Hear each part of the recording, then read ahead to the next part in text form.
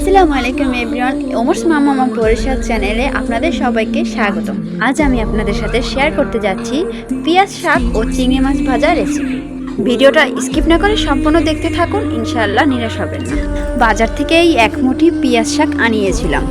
পেঁয়াজ শাক আসলে সবাই খেতে তেমন পছন্দ করে না, তবে যারা পছন্দ করে তারা খুব মজা করে খায়। পেঁয়াজ শাক ছোট ছোট কুচি করে কেটে নিয়েছি, এখন ধুয়ে নিচ্ছি। পেঁয়াজ শাক এখন অনেকেই ছাদ বাগানেও চাষ করে, তবে আমি বাজার থেকে আনিয়েছি তাই ভালো করে ধুয়ে নিচ্ছি। পেঁয়াজ শাক রান্নায় পেঁয়াজ ও কাঁচামরিচই বেস্ট উপকরণ।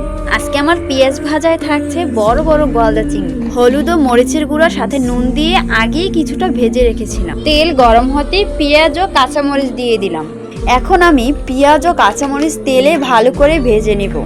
সাথে পরিমাণ মতো লবণও দিয়ে দেব। লবণ দিলে পেঁয়াজ ও কাঁচামরিচ তেলে ভালোভাবে সিদ্ধ হবে। পেঁয়াজ মরিচ ভাজার এক পর্যায়ে আমি সামান্য হলুদের গুঁড়া দিয়ে দিয়েছিলাম। যতটা পারেন তেলে বেশি করে কষিয়ে নেবেন, যত কষাবেন তরকারি কিন্তু ততই স্বাদ হয়। এই পর্যায়ে আমি আমার আগে থেকে চিংড়ি মাছ ভেজে রাখা চিংড়ি মাছগুলো দিয়ে দিব এবং খুব ভালোভাবে কষিয়ে নিব। এখন আমার পেঁয়াজ কাঁচামরিচ চিংড়ি মাছ তেলে ভালো করে কষানো হয়েছে। এখন আমি খানিকটা পানি দিয়ে দিব। পানি কিন্তু বেশি দিতে যাবেন না, কারণ পেঁয়াজ শাক থেকে প্রচুর পানি বের হবে, আর বেশি পানি দিলে পেঁয়াজ শাক আর ভাজা খাওয়া হবে না, তাহলে কিন্তু পেঁয়াজ শাকের ঝোল খেতে হবে। পানি একটু গরম হয়ে আসতেই আমি পেঁয়াজ শাকগুলো দিয়ে দিব।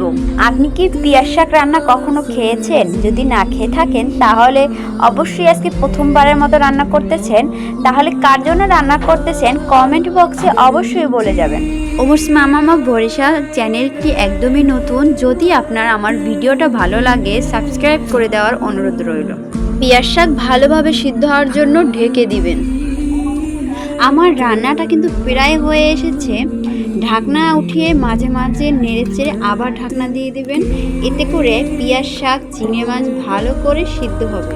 পানি সম্পূর্ণভাবে শুকিয়ে গেলেই আপনার পেঁয়াজ শাক ভাজা রান্না শেষ। আপনার বাসায় যদি ধনিয়া পাতা থাকে কিছুটা ধনিয়া পাতাও দিতে পারেন স্বাদ বাড়ার জন্য।